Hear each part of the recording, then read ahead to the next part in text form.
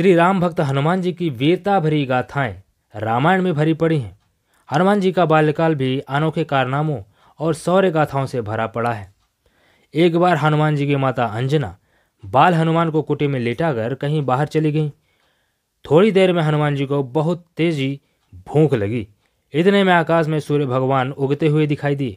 उन्होंने समझा कि यह कोई लाल सुंदर मीठा फल है। बस एक छलांग में ये सूर्य भगवान के पास जा पहुंचे और उन्हें पकड़कर मुंह में रख लिया। सूर्य ग्रहण का दिन था। राहु सूर्य को ग्रसने के लिए उनके पास पहुंच रहा था। उसे देखकर हनुमान जी ने सोचा कि यह कोई काला फल है, इसीलिए उसकी ओर भी झपटे। राहु किसी तरह भागकर देवराज इंद्र के पास पहुंचा। उसने कांपते हुए स्वरों में इंद्रदेव से कहा, भगवान, आज आपने यह कौन सा दूसरा राहु सूर्य को ग्रसने के लिए भेज दिया है? यदि मैं भागा ना होता तो वह मुझे भी खा गया होता। राहु की बातें सुनकर भगवान इंद्र को बड़ा आश्चर्य हुआ। वह अपने ऐरावत हाथी पर सवार होकर हाथ से वज्र लेकर बाहर निकले। उन्होंने देखा कि एक वानर बालक सूर्य को मुंह में दबाए आकाश में खेल रहा है। हनुमान जी ने सफेद ऐरावत पर सवार इंद्र को देखा।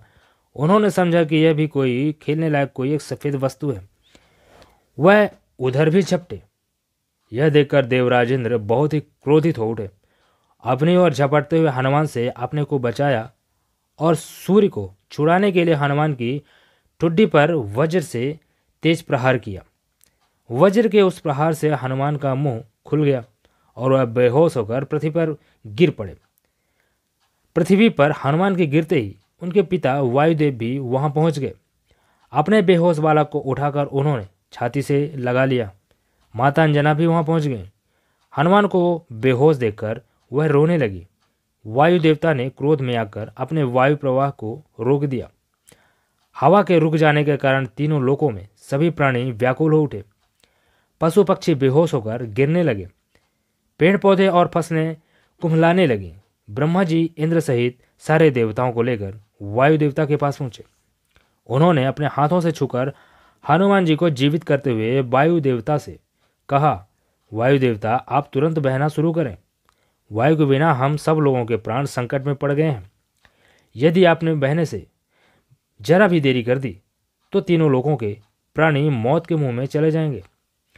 ब्रह्मा जी की बात सुनकर सभी देवताओं ने कहा, आज से इस बालक पर किसी प्रकार के अस्त्र शस्त्र का कोई प्रभाव नहीं पड़ेगा। इसकी ठुड्डी वज्र से टूट गई थी, इसीलिए इसका नाम आज से हनुमान होगा। ब्रह्मा जी ने कहा, वायुदेव, तुम्हारा पुत्र बल बुद्धि विद्या में सबसे बढ़ चढ़कर होगा। तीनों लोकों में किसी भी बात में इसकी बराबरी करने वाला कोई दूसरा नहीं होगा। यह भगवान श्री राम का सबसे बड़ा भक्त होगा। इसका ध्यान करते सबके सभी प्रकार के दुख दूर हो जाएंगे। यह मेरे ब्रह्मास्त्र के प्रभाव से सर्वथा मुक्त होगा।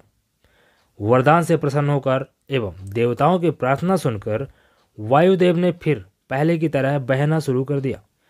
तीनों लोगों के प्राणी प्रसन्न हो उठे। तो दोस्तों, अगर आप भी हनुमान जी के भक्त हैं तो कमेंट में जय श्री राम जरूर लिखें। इससे महाबली हनुमान प्रसन्न होते हैं और आपके बिगड़े काम बन जाते हैं। तो चैनल पर नए हैं तो सब्सक्राइब भी जरूर कर लें, क्योंकि इससे हमारा भी उत्साह बढ़ता है।